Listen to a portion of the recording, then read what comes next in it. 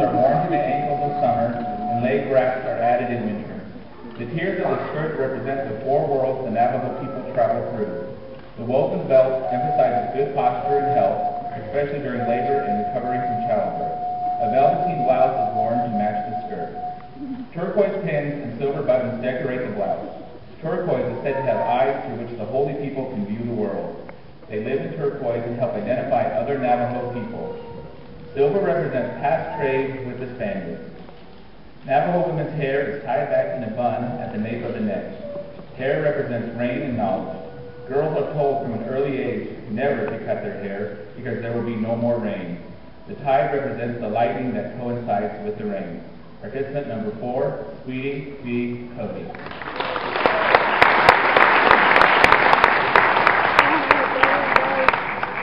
The world is quickly changing, and as a Navajo woman, I have the responsibility to go through with my traditions, values, and culture proudly.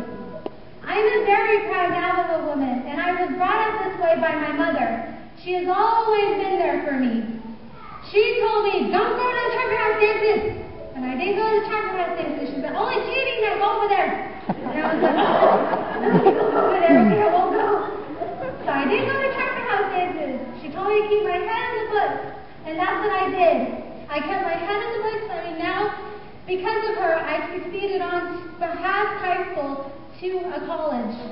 That is a very low statistic where I'm from. Very few kids from high school get to the college level. With that, she told me, never be a bad statistic. Be a good one. All Native people are all good statistics. Exceed that. Go for your dreams. Go for your goals. So with that, I did go. And I'm very proud to say that she helped me to who I am today. She brought me up this way. Along with my aunties, my grandmas, my chays, my nellies. They were always there for me, pushing me. Sweetie, don't you go to check out business? And I was like, oh, okay, cheating there, it's over there. So I didn't go. But with that, I became a powerful woman because of her. Celebrating Indian women in a changing world is a great thing to do every single day. These beautiful girls are here and they're part of your tribe. Celebrate them. After this is done, say thank you, Asyahat. Tell them you served us well, keep it up. And that's how I present myself today as a Navajo woman. Asyahat.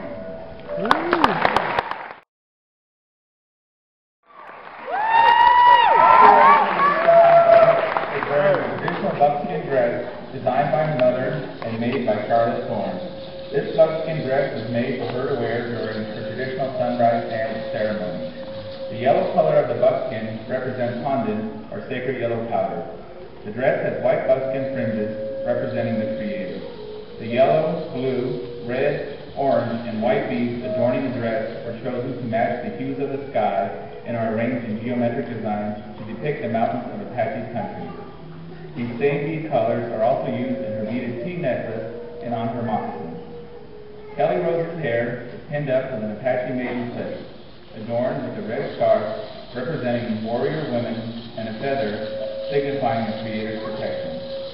Kelly Rose's ensemble is complemented by a bird basket made by her aunt, Evelyn Rose. Participant number 5, Kelly Rose Marie Sehongva.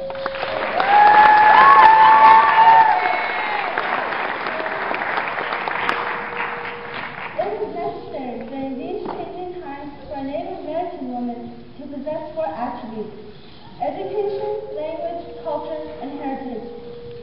In my community, on the Sehongva Apache Reservation, we have very many successful women who have gone off the reservation and come back to help our people. For example of these successful women are Mary Kitchener, editor of the Native American Youth Magazine, Nella Ben, CEO of the Indian Health Services, Christabel Moss, Operations Director of the Apache Gold Casino, and last, Catherine Steele, Assistant Attendant for the Sehongva Unified School District. These women happen to be my role models, so I have decided to go off and go into schooling for nursing. Back on our reservation, we have scholarships for nursing, and soon are getting a hospital built.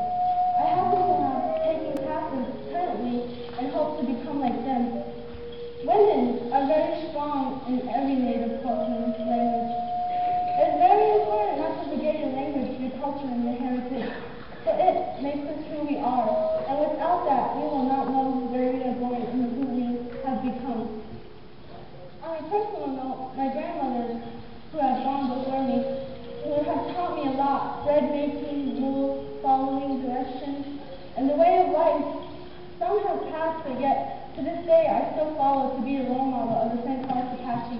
It makes me proud to know, to be able to correct a young girl. Do this way, do that way, it's the way it was taught. And even though they are gone, I still pass on these traditions because I know it's what they would have wanted. And as Native Americans, we need to step up and take that plate, and that's where the women come in strong. We are celebrating Indian in a changing world, and that's where I, Ruiz, Sehongva, come into place. The youth is the future, they say, and without our knowledge and traditions, where will we go as Native Americans? That is why I have come up here to be what I have always dreamed of. Thank you. In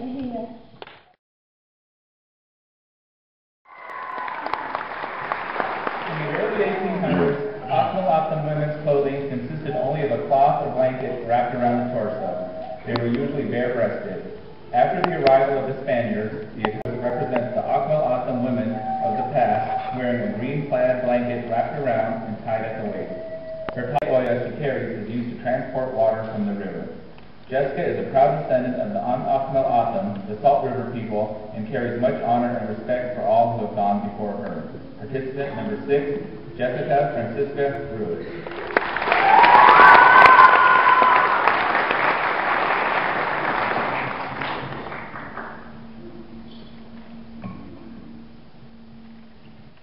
Celebrating Indian women in the changing world. Throughout Native American history, our Indian women have always been the keepers of our culture, teaching the upcoming generations the great value and beliefs of our Hindak, our way of life. This has instilled deep respect for our Huluga, the ones who have gone before us. This has also inspired many people among my community to become better at who they are and where they come from. For myself, there are a lot of women within my community who have become my inspirations throughout my life. Tonight, I would like to recognize 2 of those women. The first is Miss Alice Manuel. Alice Manuel is one of a few basket weavers in Salt River. Learned the art of basketry from the late Hilda Manuel and has also taught her own daughter the art of basketry. Alice Manuel has taught me one thing that I cherish most, that basketry is just one of many things that ties us to our past. But as we go through this ever-changing world, we must always cherish what we hold close. The second is Ms. Joni Ramos. Joni Ramos is a former president of the Salt River Pima-Maricopa Indian community. She is also the youngest and the first female ever to be elected into office. I commend Ms. Ramos through her term because she has proven that leadership is not defined by gender, nor passion and the encouragement she has to better her community for the benefit of her people. Thank you.